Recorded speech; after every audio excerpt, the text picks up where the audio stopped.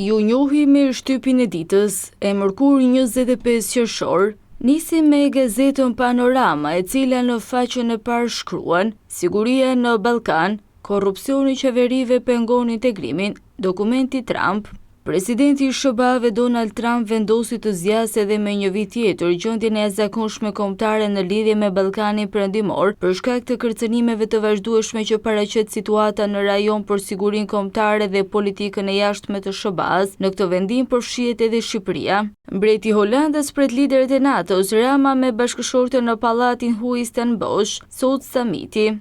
SBA-t ndalen luftën në lindjen e mesme, si u mbaj gjallë armëpushimi mes Izraelit dhe Iranit, marrëveshja.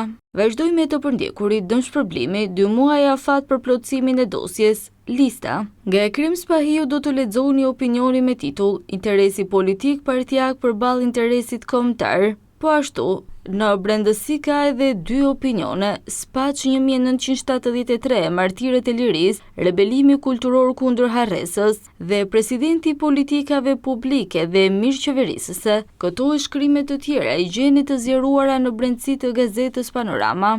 Vazhdojmë mëtej me Telegrafin. Qumshti i pluhur që hyn në Shqipëri nuk është i destinuar për njerëzit. Kreu i Konfindustrisë Gjergj Buxhuku denoncoi se produktet e importuara pozicionojnë hapur sigurinë ushqimore. Importet që bëhen nga shtetet e tjera në Shqipëri janë shpesh produkte jo të lejuara, pasi qumshti i pluhur që hyn në vend nuk është i destinuar për njerëzit, por është i destinuar për bagëtin. Bagëtia e bujësi mbeten vetëm në vargjet e Naimit, jasi po zhduken bagëtit ku në 10 vite u tkurën me 37%, sipas Instat, gjatë 2024-s në Shqipëri u prodhuan rreth 745.000 litra qumë shlope, ndërkohë që 10 vite më parë shifrat tregonin 964.000 litra. Ndryshe nga importet që rimbursohen, eksportet shqiptare janë të diskriminuara. Kreu i qeverisë takohet me sekretarin e NATO-s, kryeministri Edi Rama takohet me sekretarin e përgjithshëm Rutte në Hag, Miki Çmuar folën për investimet në portin e ri të Durrësit dhe përgatitjet e samitit të NATO-s në Tiranë.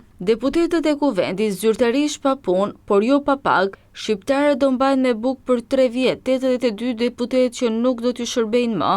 Opozita shqiptare, betejë dhe motoja jonë në qeveri teknike dhe zgjedhje të lira, ja si drejtësia u përdor për arrestime politike. Kthetrat e strategjikëve, Ministria shpall investitor strategjik rrjetin e supermarketeve Lidl, i fal 200.000 metra katror tokë publike pa transparencë. Sociale, Shqipëria kampion e Europës për fluturime nga TIA. Çmimet e banesave në Tiranë më të larta se në qytetet e Italisë, pas shtatorit nis rënja e çmimit të apartamenteve dhe garazhdeve. Vazhdoj me një tjetër gazet, Dita çelet me krye artikullin ku titu hapën pushime të mbara. Rinumërimi rezulton një stuhi në gotën e ujit. Masakra elektorale që shpalli Saliu doli ashtu si prite një tjetër gënjeshtër që nuk lëvizi as mandati milimetrik të Zinxhines. Publikohet raporti 2 studiove ligjore, pikat e errta të arrestimit të Veliajt. Fatura $20 milion dhe një urdhër, një lolo bloku dhe historia e një të rrjedhuri që pretendon se do të blejë me para presidentin e Shteteve të Bashkuara Donald Trump.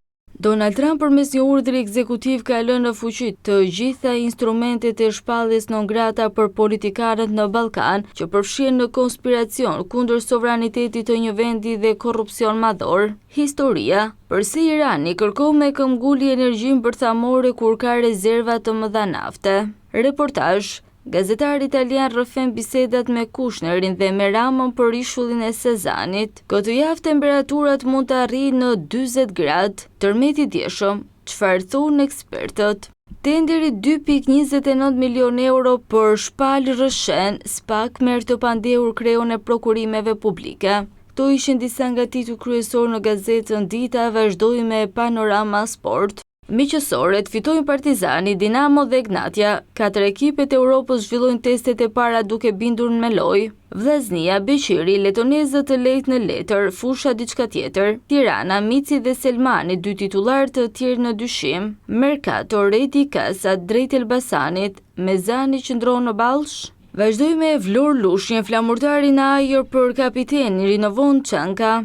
Shqipëria U17 largohet Tedesco, Tafa e kandidati kryesor për stolin. Sulmuesi Yasir Hasani, e ardhmja është sekret. Legionarët, kumbulla larg Romës, Aslani Dovendi në formacion, Europiani ekipor, burra i shkëlqen rekord kombëtar në 400 metra. Botruri klubeve, Bayerni dhe Benfica kualifikohen, jashtë mbetet Porta. Milani, besimi verbërtar, ofron 30 milion euro për jasharin.